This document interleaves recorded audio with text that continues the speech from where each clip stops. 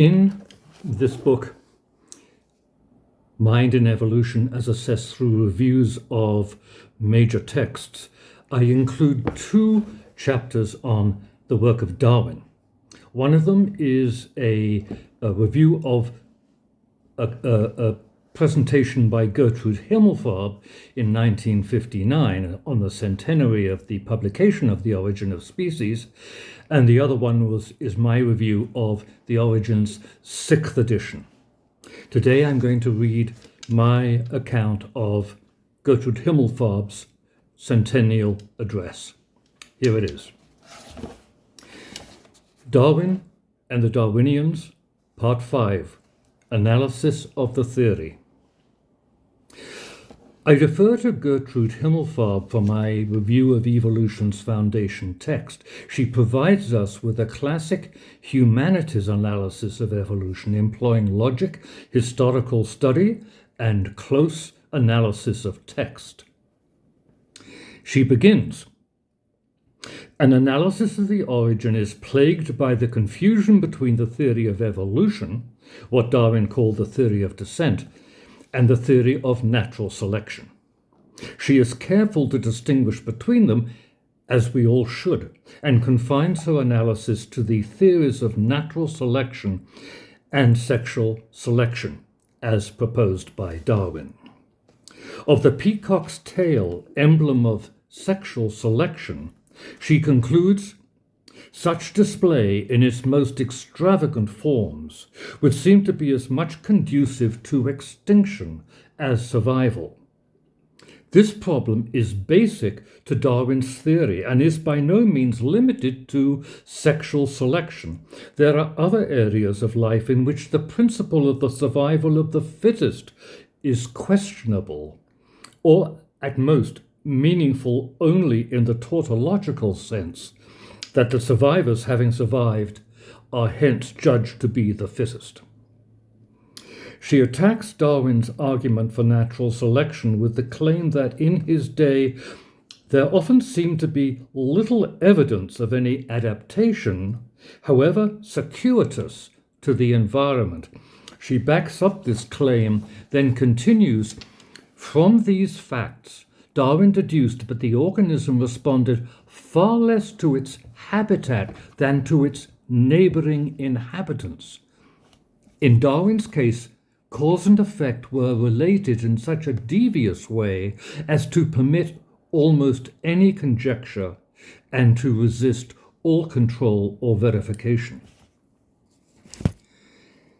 Humanities students may feel vulnerable when confronted by argument in the form of statistics. Himmelfarb demonstrates how to counter these. She first quotes the Victorian philosopher of science, Rubble, objecting to the origin. For it is assumed that the mere possibility of imagining a series of steps of transitions from one condition of organs to another is to be accepted as a reason for believing that such transition has taken place.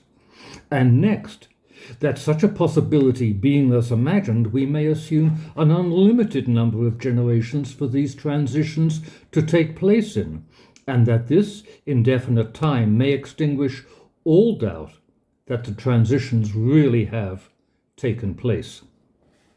I was impressed how closely this resembled contemporary arguments for the inevitability of evolution by natural selection.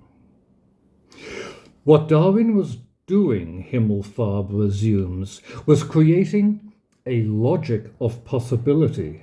Unlike conventional logic, where the compound of possibilities results not in greater possibility but in a lesser one, the logic of the origin was one in which possibilities were assumed to add up to probability.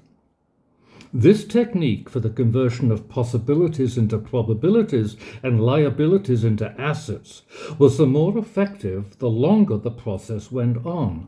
Thus, by the time the problem of the I was under consideration, Darwin was insisting that anyone who had come with this so far could not hesitate to go further.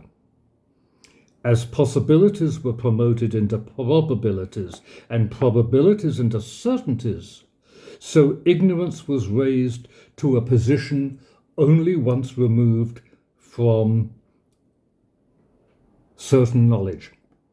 Somehow the fact that no adequate explanation suggested itself today seemed a warrant for the belief that such an argument would present itself in the future, and that the explanation would, moreover, be bound to vindicate his theory.